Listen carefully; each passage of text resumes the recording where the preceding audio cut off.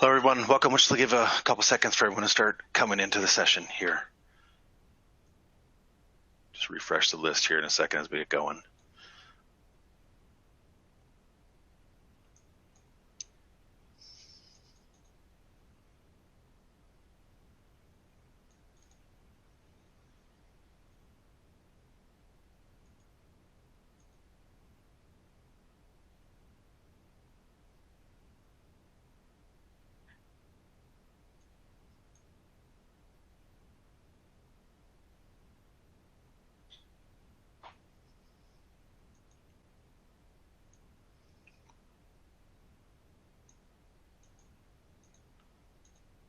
All right, 50 in, about halfway there.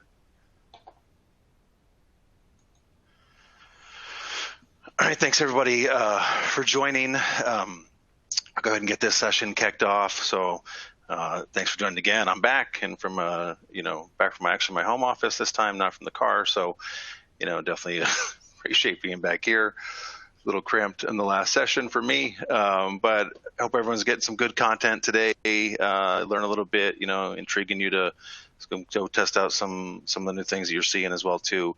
We're going to get started with this session right now. We've kind of been late on a few of them, so today we're going to talk, or Scott Lane's going to jump in and talk about Citrix and the Unified Communication HDX. We're going to talk about that, and then obviously afterwards the session, you can meet Scott in the CUGC lobby as well too. So we're kind of done for additional questions. So we'll go ahead and get Scott started. And Scott, it's all you. Actually, I'm going to jump in the trivia first. I apologize, Scott. Yeah, that's what I thought. My bad. No worries, I was already jumping one frame to the next. There we go. Yeah, I guess I missed a couple slides there. I'm ready whenever you are, man. All right, I appreciate that. I think everybody knows the trivia by now, right? We're gonna go through some questions. You guys throw them in the chat. It's gonna take a second for me to see them, and then we'll kind of move on to Scott's presentation. So here we go. All right, what is the largest bird in the U.S.? We're gonna give our 10-second, Okay, I won't, but, and we'll give that a few seconds for people to answer.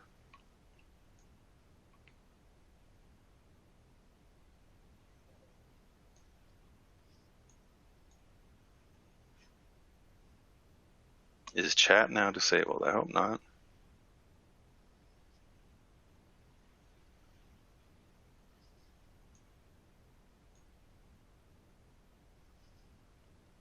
Q&A, anyone? It's a long 10 seconds.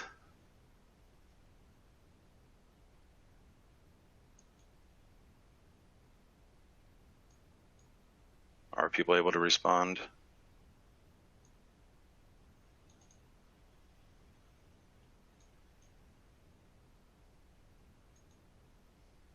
All right, here we go. Guess they're coming in late for me, but all right, on to the next one. California condor is the answer. On to the next question. All right, what is the fastest bird on land in the U.S.? Yeah, we'll give those a couple. I think you're supposed to put it in the QA chat. We did get some correct answers there. That's good.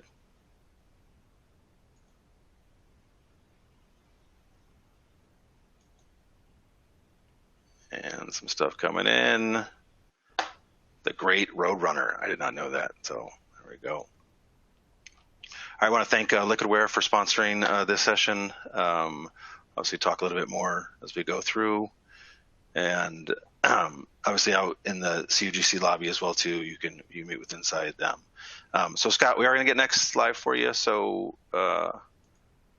let's have you take it away.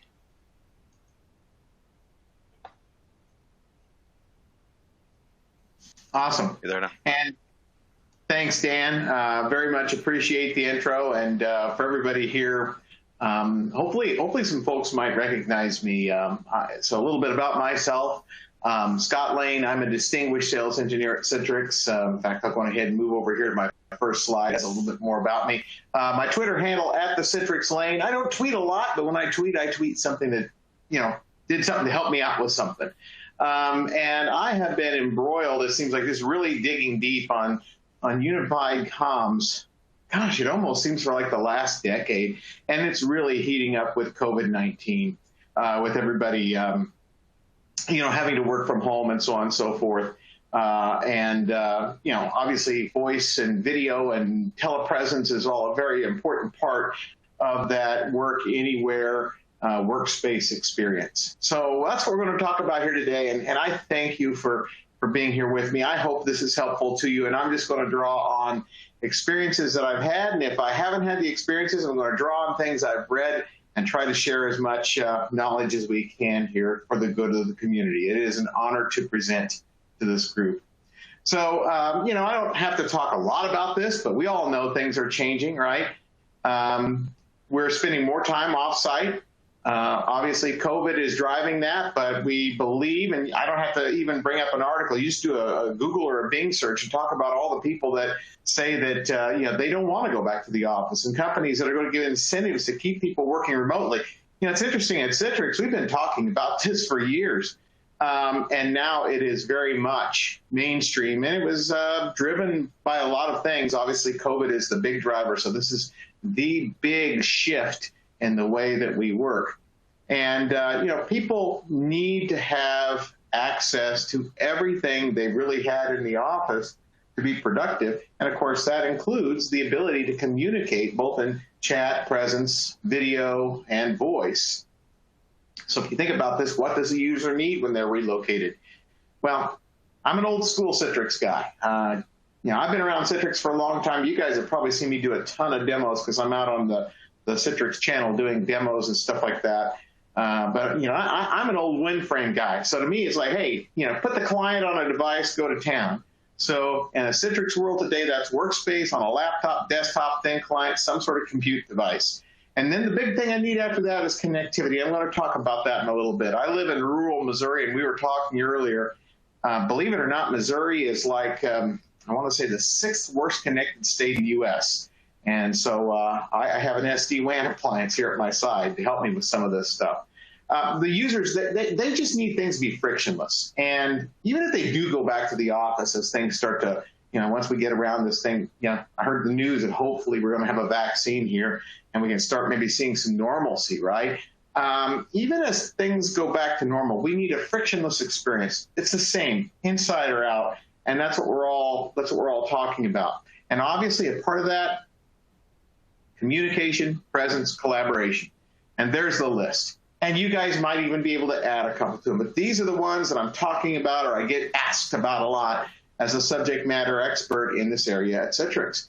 Microsoft Teams is, I'm doing a lot of discussion around that. That is taking off like wildfire. That's the fastest adopted app in Microsoft's history, by the way. Before that, I did a lot of work around Skype for Business. Cisco Jabber before that. Then, of course, Cisco has moved into their cloud native one, which is WebEx Teams, Avaya 1X, Equinox, and Zoom. And so those all create some challenges for the Citrix administrator, right? Again, back to Teams, fastest growing app in Microsoft history.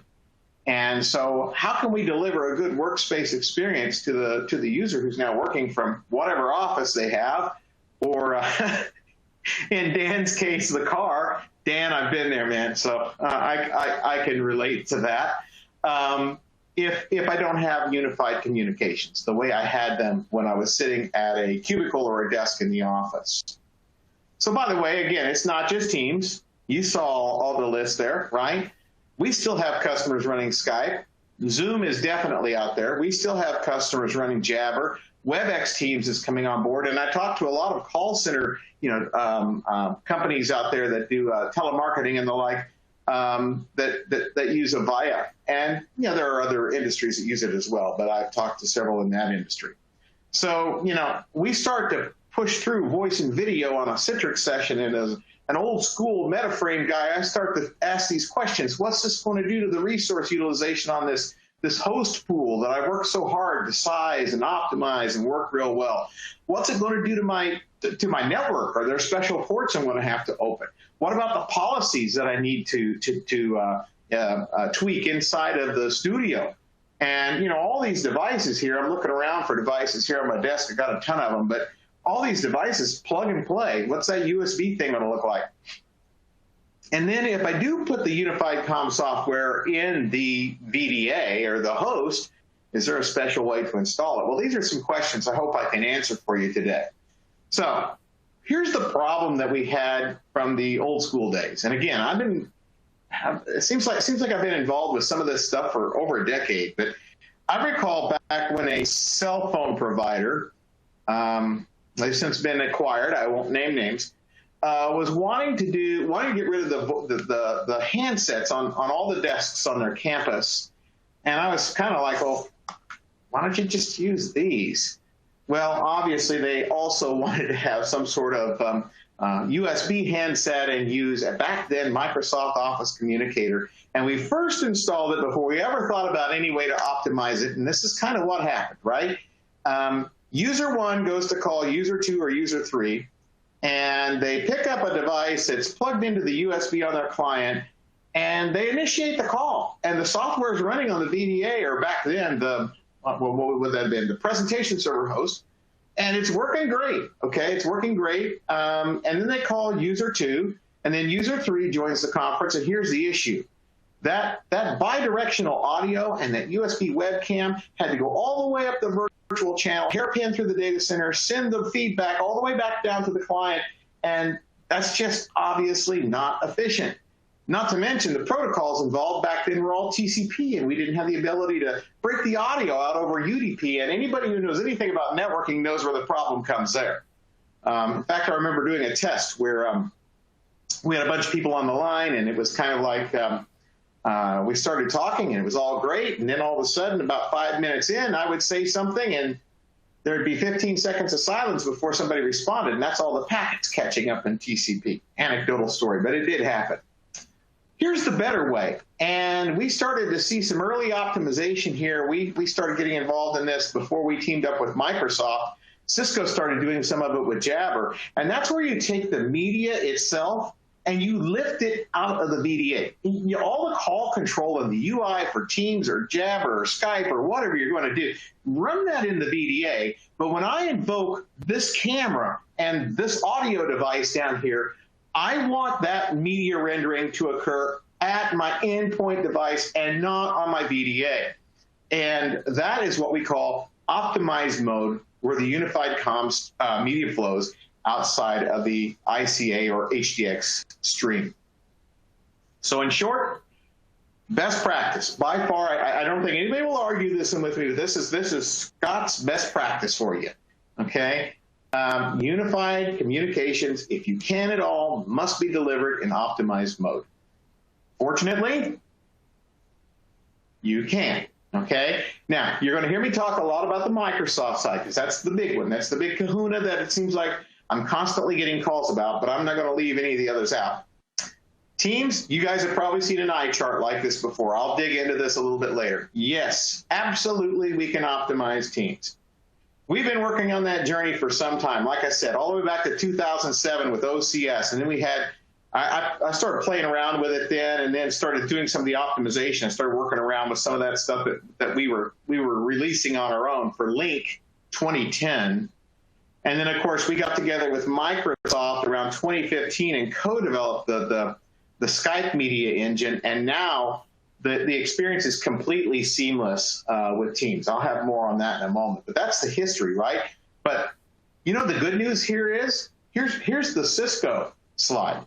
This is directly out of their documentation. By the way, I encourage you, I've tried to, anytime I pulled something like this out of documentation, I put the link on the slide, grab that Windows Shift S or the Mac, what is it, Control Shift 4, screenshot it. This is for you, okay? But absolutely, Cisco has an optimization. You get that from them, their optimization agent. Let's see here. The next one, oh yeah, we worked out optimization with Zoom and yeah, Avaya too. And those are the big ones, right? Those are the ones that we run into.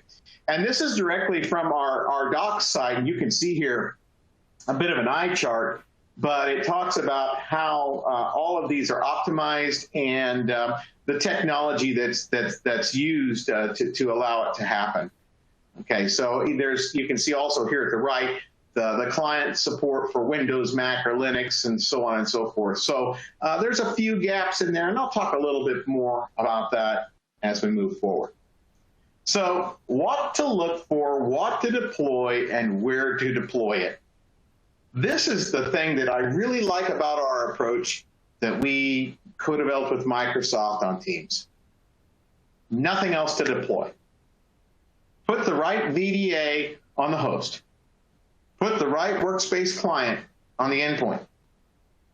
And you should be able to optimize. Now that's assuming that we're installing Teams correctly and that all the updates have occurred through the cloud native rings that update Teams where it's installed. But yes, from a Citrix standpoint, nothing else.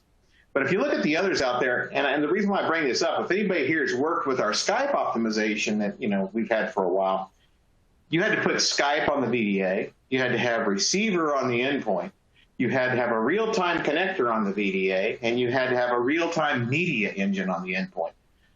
So we changed that up, and essentially what we're doing is we're leveraging, instead of having to write our own media engine at the endpoint, we're leveraging Microsoft's, or we're leveraging WebRTC and Microsoft's web client, if you will, for Teams is basically leveraging WebRTC, so that WebRTC feed is what builds our window.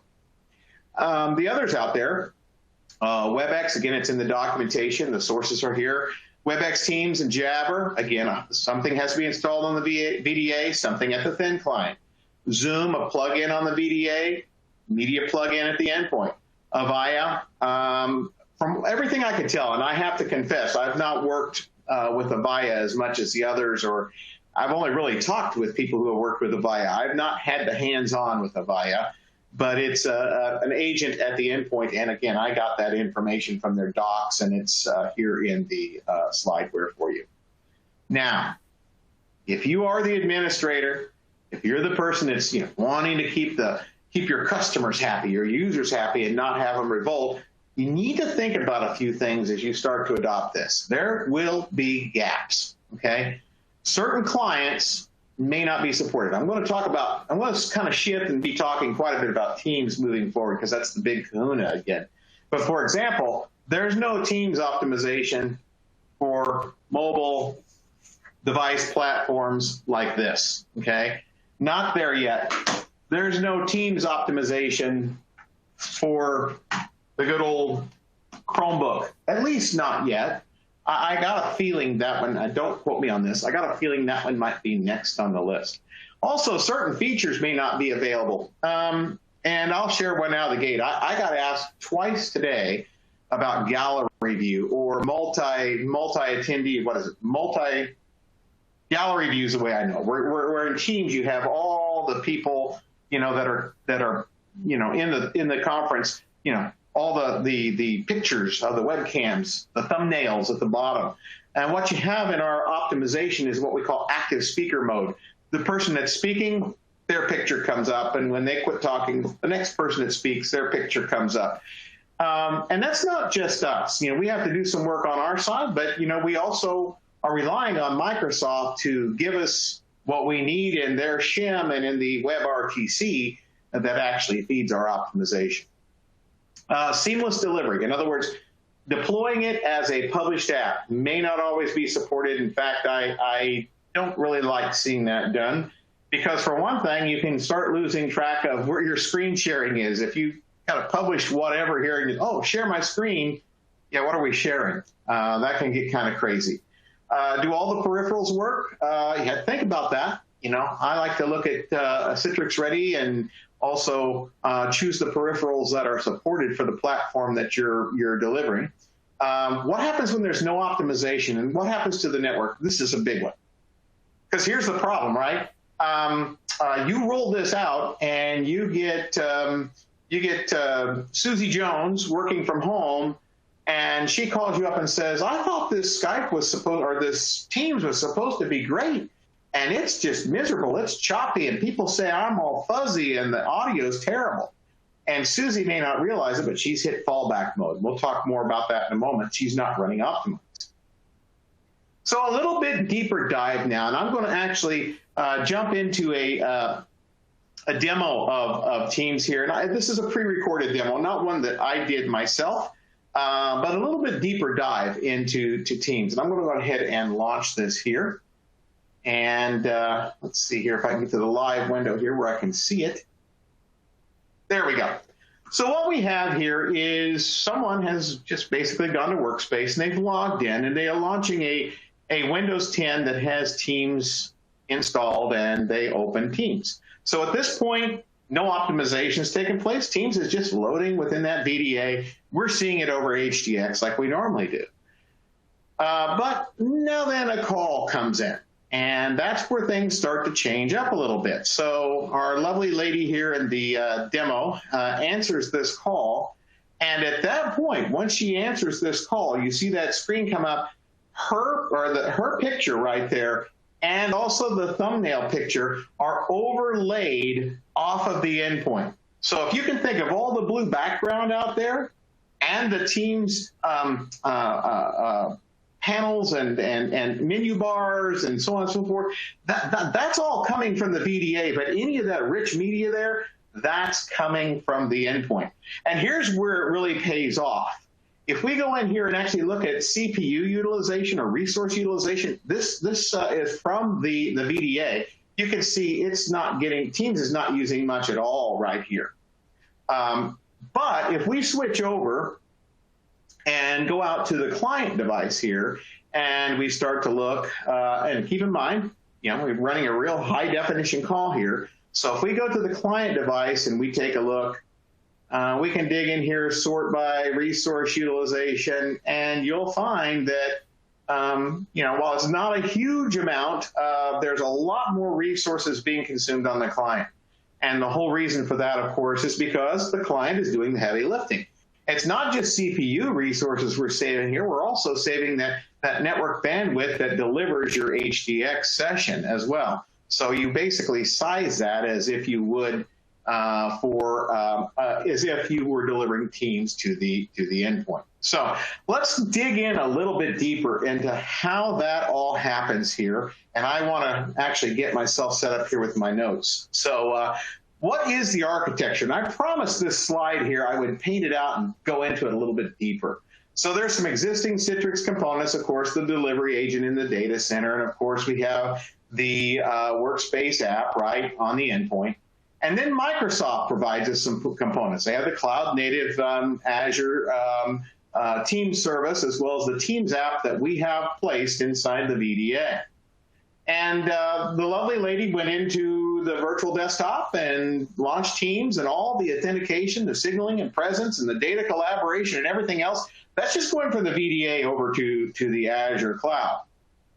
But now we start to look at the HDX side of this thing. And essentially, we have the Citrix API and the Teams service that run inside the VDA.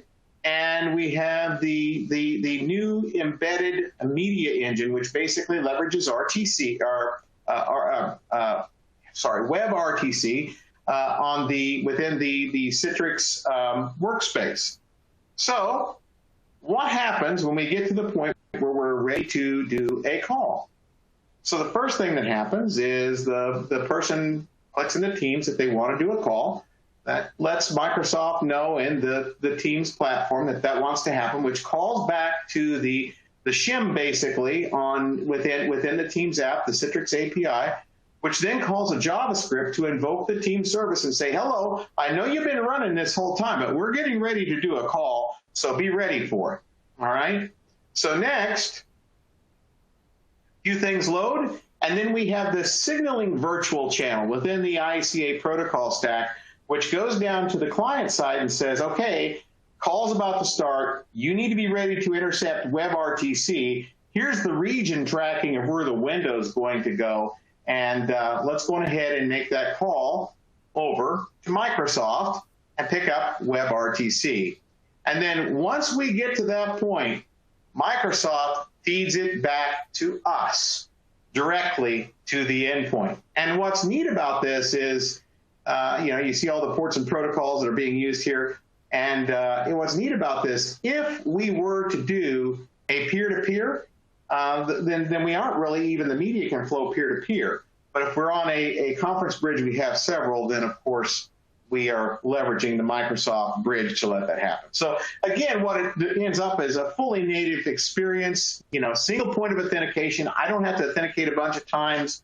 A rich experience on my device as if it's native. And then, of course, all the processor and process and network intensive stuff is being offloaded to my endpoint. So a little bit about how we've gotten here, and I don't want to spend a lot of time on this slide, but if you guys want this, feel free to screenshot it. But again, back when we had real-time optimization pack, which we still have for Skype, some people are still running it. It was a plug-in that you had to install. Teams, it's just bundled in. A couple of gaps here. We built clients for Pi and Chromebook, as well as Windows, Mac, and Linux, and that's the media engines. In this world, right now, it's Windows, Mac, and Linux. I'll let you guys kind of guess if where you think we'd go next. I don't want to get into roadmap here, and I don't want to commit to anything because I'm not the PM. I know him very well, and I don't want him upset at me. Codecs are very, very similar. The offload is a little bit different, though. Since Teams shares the same media stream basically for your web camera as well as your screen share, we actually do offload the screen sharing as well. And so we're doing the screen sharing at the endpoint, essentially. Recording is now available and a few other things here. Skype and Teams, they can kind of coexist, but it's not so much from a rich media side. You would have one for chat and collab and one for media. So I'm going to go ahead and move on to the next one. Endpoint requirements. Oh, boy. All right. I'm going to just throw this out here.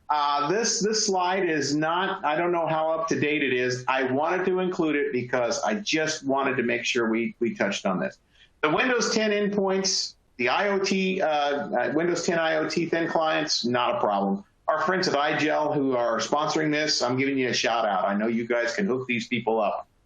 I will tell you that you will notice that I put a line through one of the zero thin clients from one of the other vendors here, and I'm not slamming on them by any means. I'm not picking on anybody. I will tell you by experience, I know a customer who's having a lot of trouble with that right now. And I don't want to pick on them. I will just tell you that when I talked to the support team about this, they said that that thin client is really underpowered. Here's the takeaway. Again, Scott's not picking on anybody. I love all the thin client vendors, all right? Don't cheap out on the thin client. It's rendering media. Make sure it has horsepower. Okay, the one that I marked through is according to our own support and engineering staff, has specs below what we even specified in Citrix eDocs as the minimums for a Linux client. So yes, absolutely, Linux is supported, and of course we also have Mac out there too. But this is on the thin client side of the house. This one here, I want to point out a couple of things. Installing Teams. So where do you install it? You install it on the VDA, all right? But there's a certain way you really want to install it if you want to have full control over it. And you'll notice it right down there in red.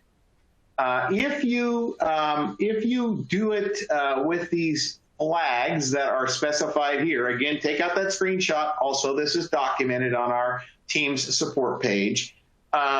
You will get Teams installed into your base image, into the program files.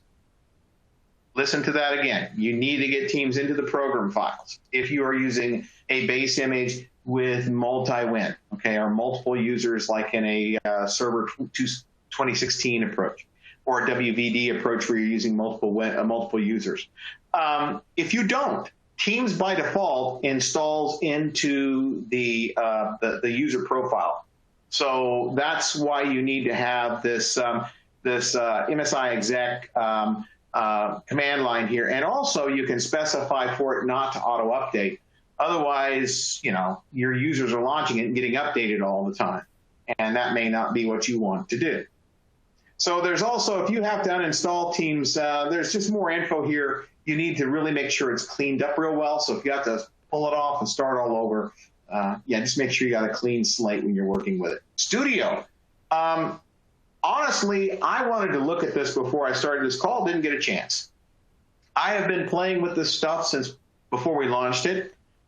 If I recall correctly, I think I tweaked this in my studio so that it would work. I think it's on by default. I think the studio policy exists to turn it off, and I may have had to turn it on because I was working with early stuff. So just know that the policy is there, and you could actually turn it on or off for a certain set of users or conditions based upon, of course, the way we apply HDX policy.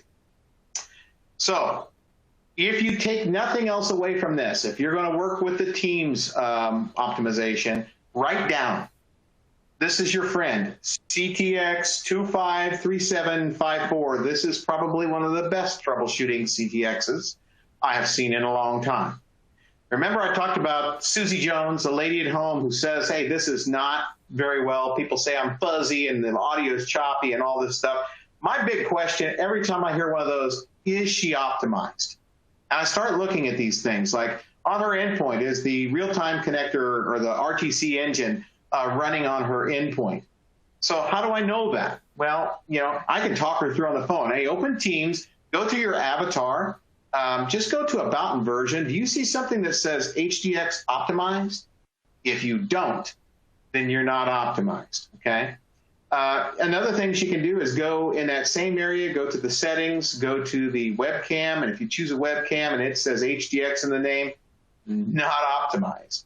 And the other thing, if you want to dig down even further, you can go into the HKey current user or HKey local machine, software Citrix, HDX media stream. If it does not have a 1 beside it, if that MS Teams support is not set to 1, optimization is not occurring. That's something that gets set up as the session starts or reconnects. It looks to see if we have the ability to optimize, and if we do, then we set that flag, and then at that point, Teams, when it starts up, will know to deliver with optimization or not. There's also some talk in here, or some guidance in here around using NetStat to make sure that the WebSocket agent is actually listening on the VDA and ready to accept those commands from the Teams service. And you can also, within directors, see if the WebSocket agent the WebSocket agent exe is available. Windows logs, Mac logs, Linux logs, they all show up at the endpoint. Chances are, if you need to troubleshoot this, you're going to need logs, also covered in this CTX article. In addition to that, this flowchart is awesome. I got an idea who created it. If I knew for sure, I'd call them out. This is a very good flowchart for troubleshooting the issues you might have with Teams optimization.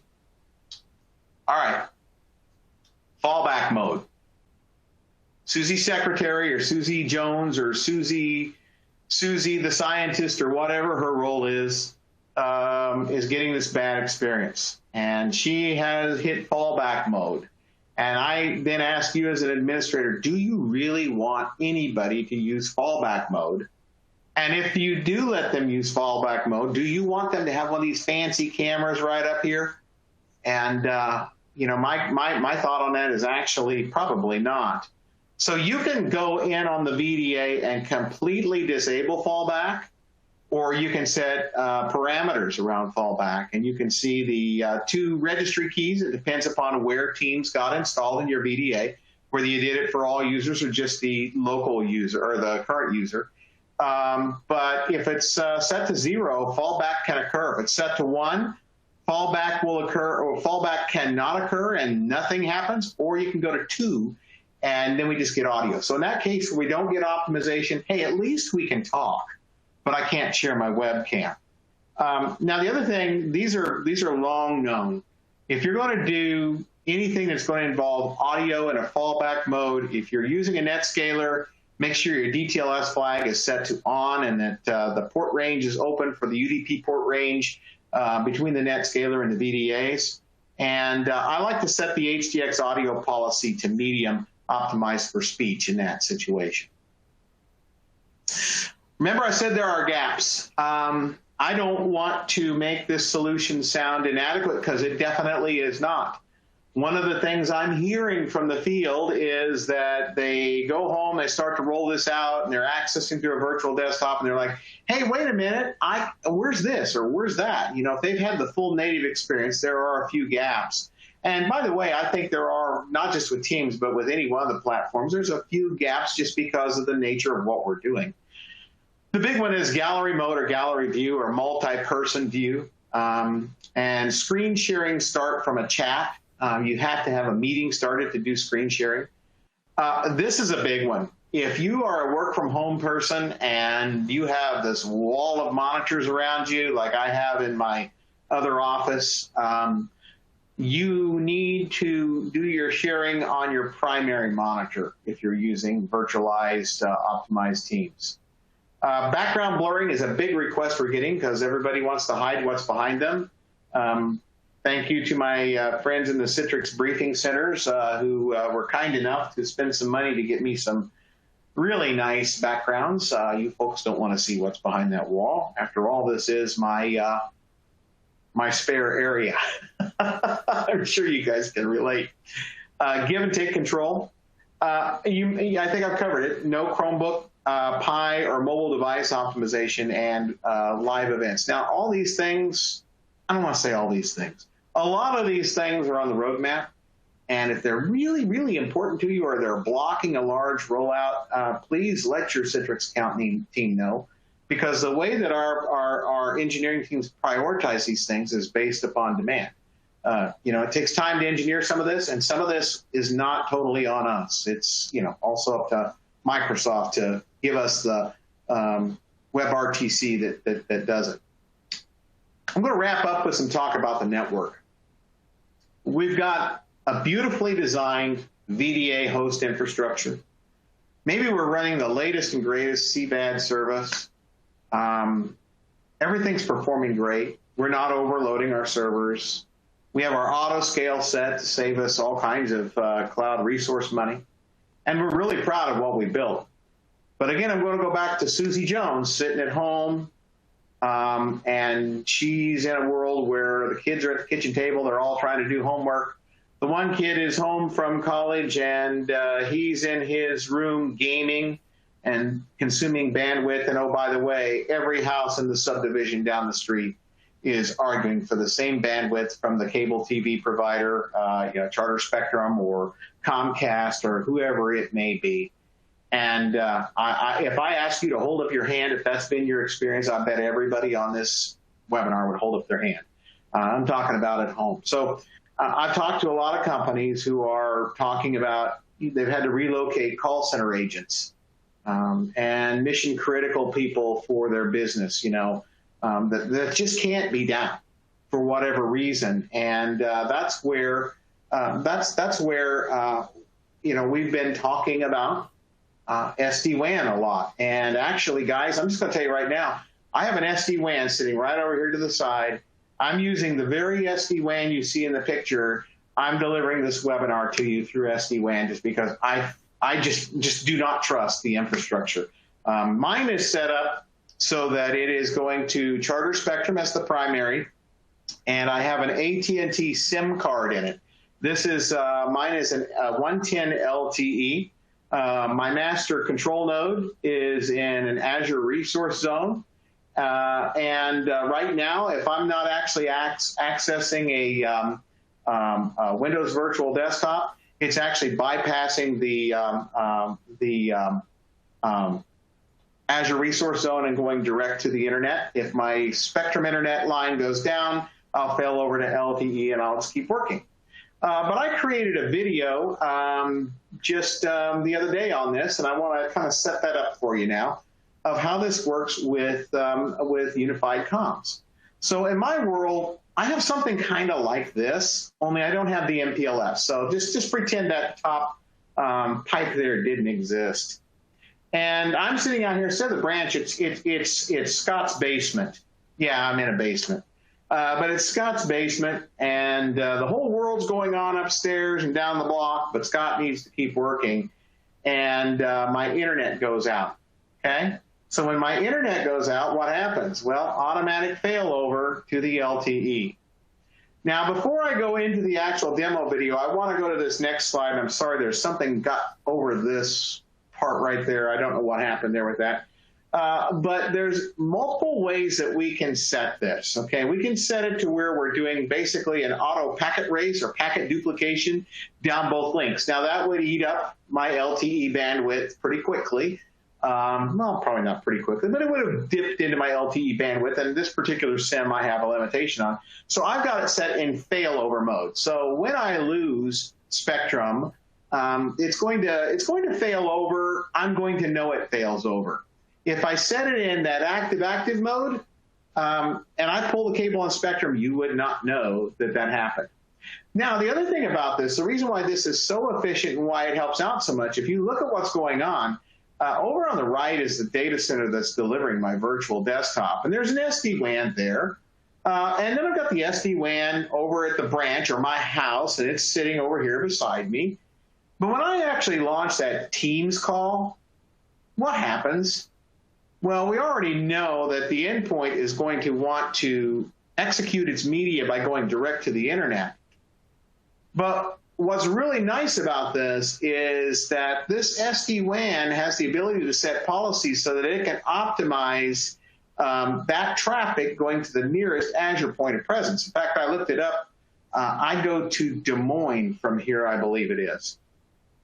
So I basically have a more optimized, and I can put QoS and all kinds of stuff like that on it to make sure that what pipe I have, my calls have priority. So I'm going to go ahead and my charter spectrum gets pulled.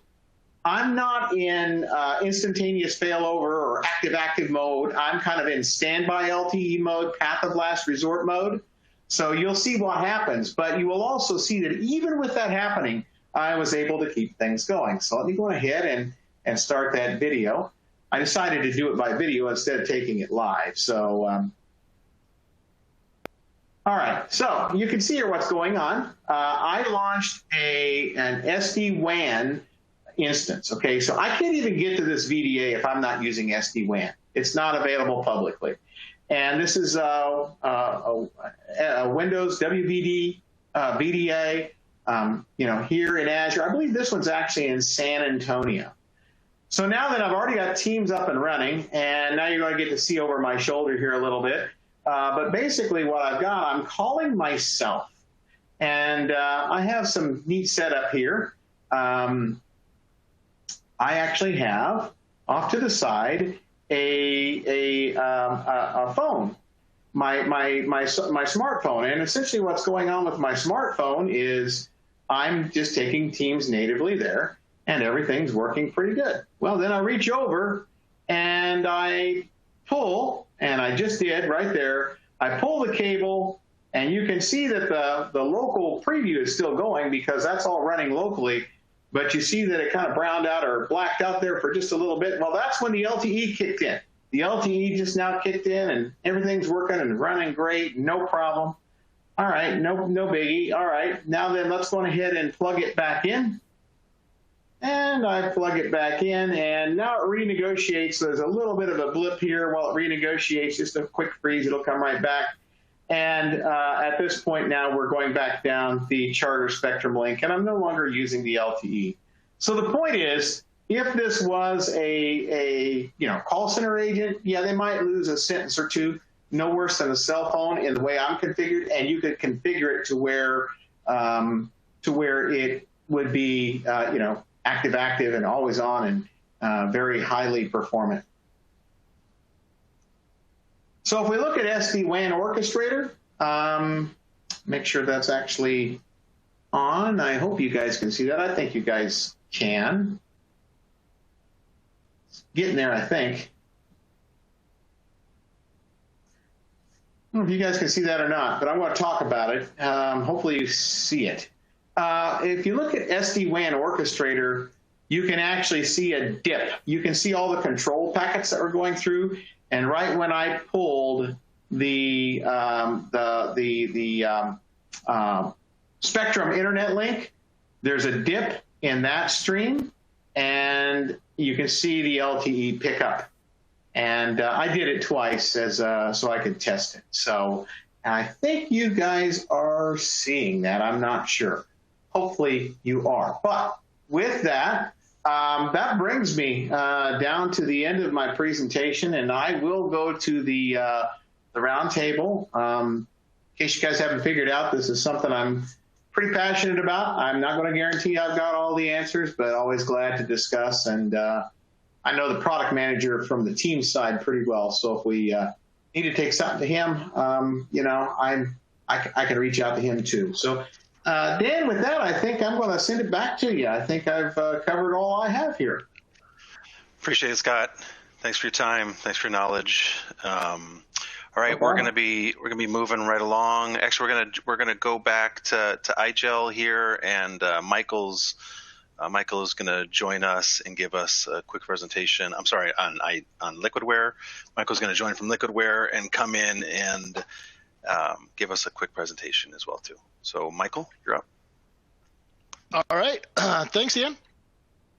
Guys, so gonna be real quick here. I was told that I had 5 minutes to present, and I thought, what can I do that's going to resonate in only 5 minutes? So I thought the move there would be, let's show that you can use FlexApp to package an application and deliver an application as a layer in well under 5 minutes. So I'm hoping that everybody can see my screen there. And with that, I'm just going to go ahead and kick this off. The other thing that I wanted to show was that we're able to do this multi-platform. I know some other application layering solutions require a lot of things to be coordinated for that application layer to work. So what I'm going to do here is I'm going to capture an application with a FlexApp packaging console in AWS workspaces. So that's going to be on a Windows 2016 server. We're going to go ahead and launch this FlexApp packaging console. And what I'm going to do here is just capture a Firefox instance of Firefox, and then go ahead and layer that into a Citrix virtual desktop. So what I've done here is, again, I've launched the FlexApp packaging console in AWS and pointed it to some installation media and a file share where I'm going to store the VHDX that's created. And in this case, that's also on AWS in the FSX service. So what we're doing right now is FlexApp is creating basically an empty read-write VHDX. It's going to mount that VHDX to the FlexApp packaging console operating system and then launch that Firefox installer. Now, what it's going to do is basically install Firefox just like it would any other time to a local machine, but that read-write VHDX is going to intercept it. So it's going to capture all of the file system rights, all the registry rights, any of the changes that are going on there, and it's going to layer that right into the Windows operating system where you would expect to have that locally installed application. So everything's going to be the same as it would with a local install, except it's not writing to that C drive. It's actually writing out to a VHDX that's mounted. So you can see the application has been completed. I'm going to go ahead and close it out and then finalize my app. So what that's going to do is seal up that VHDX, put it from a read-write mode into a read-only mode, and then make it available for the Profile Unity console to grab it. So now that I've got that app, I'm actually going to go over to my Profile Unity console. You can see here that I've got a configuration specifically for Citrix virtual desktops. So I'm going to go into the FlexApp component, go ahead and add that Firefox app that I've just packaged up. And I'm going to go ahead and throw some others, WinSCP, Notepad++, just so I can kind of show you a few other things. We're going to go ahead and then deploy that package. And in this case, we're going to deploy it down into a directory so that it's just being picked up by my Citrix virtual desktops. Now that that's been deployed, I'm going to go over to our NetScaler, citrix.vdi.com, and log in with my credentials. So mtorian@vdi.com. We're going to go ahead and log in. And since I only had the 5-minute demo, I can't really do the whole show. You're just going to have to trust me that there weren't any apps installed on this before I began. I'm going to go ahead and launch this desktop. While the desktop is launching, that's going in the logon script. That's going to go ahead and kick off Profile Unity. And so what you see here is the Profile Unity agent is running. Now, as that's running, that is going to layer in my applications. If I had any other the functionality of Profile Unity running, that would be captured here. Like for there, I just pushed out a little message. So now you can see, as I log into my desktop, there's Firefox, there's WinSCP, Notepad++. And again, this was a bare image. Nothing was installed. I can layer these applications in per user. I can also send these to a virtual server.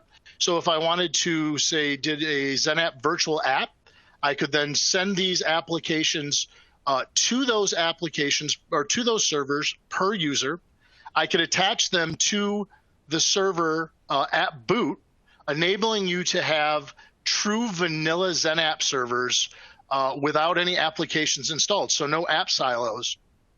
Mount all of your applications at boot. As you can see, they mount up as VHDs, and then publish those through Storefront, just like you normally would any application that was already layered in, or excuse me, that was already installed.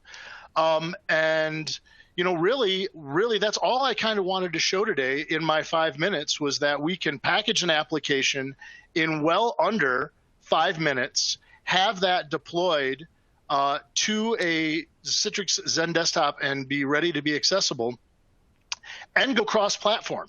So here I went from I packaged on a 2016 server, and I delivered to a Windows 10 1909 desktop, but I could have packaged on Windows 7 and delivered to Windows 10. I could have packaged, in a Windows 10 machine and delivered that same application to an application virtualization server, and then there you go. That's my demo in under 5 minutes. So thank you guys for the time today. I really appreciate CUGC inviting us, and I will pass that on over to Dan. That was impressive, Michael. You actually did it all in 5 minutes as well too, and conversation and all. So you can unshare there. I appreciate that. All right. So next we're gonna be moving right along to our sponsors. We're gonna jump to iGel right now as well too. Are we there? Yeah, there we go.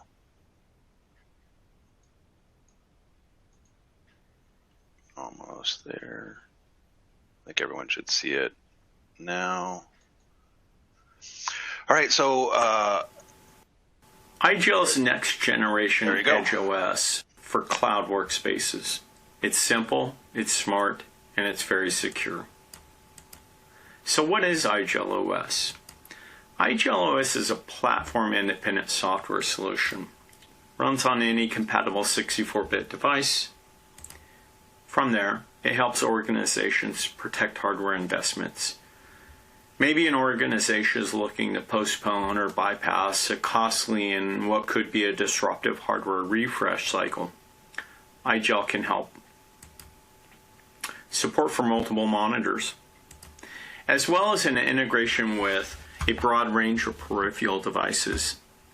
That could be printers, scanners, smart cards, the list goes on and on. You name the device, bring it to iGel, and we'll support it. Many installations, as a lot of people might not be aware of, run on HP, Dell, Lenovo's, laptops, thin clients, desktops, and the list goes on and on. iGel manages the iGel OS implementation for an organization through the use of the Universal Management Suite, or commonly referred to as UMS. It's a single unified management control plane that really helps for distributing and managing endpoints running iGel OS. So with that, let's dive into the Management Console and let's take a look at what we're talking about.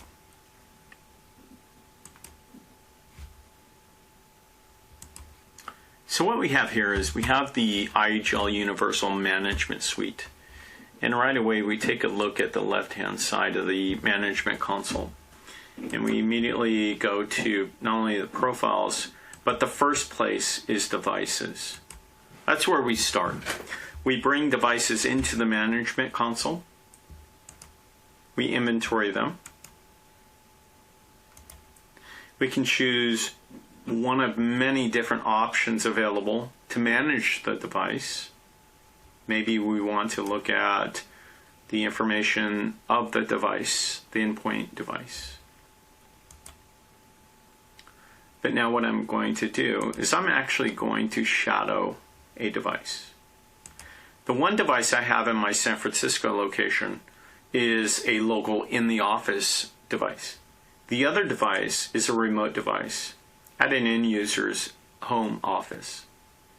So if I shadow my San Francisco location,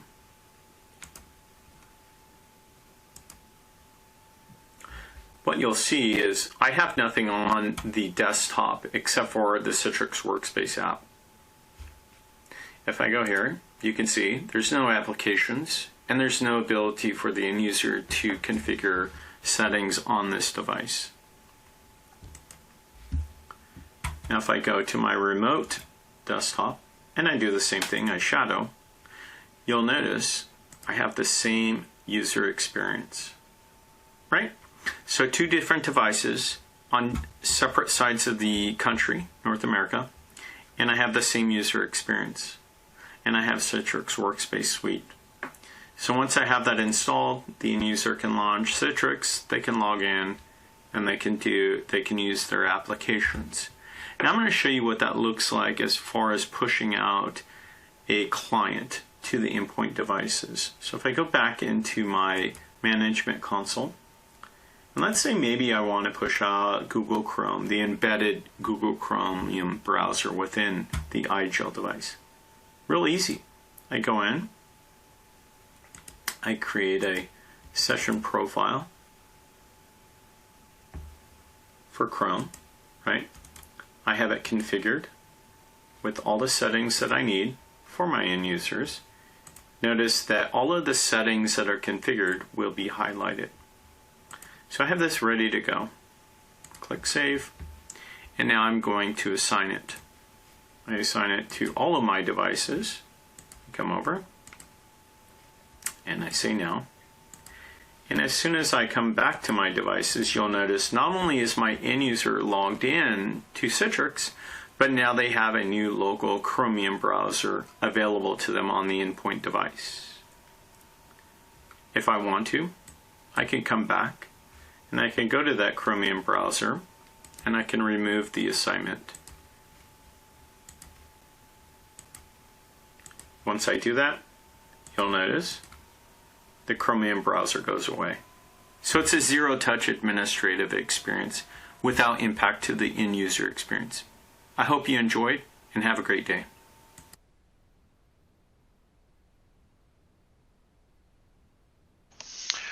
All right, thanks for IGEL. Appreciate the sponsorship as well too of CUGC. Right now, I want to thank everybody for spending the time today with the sessions.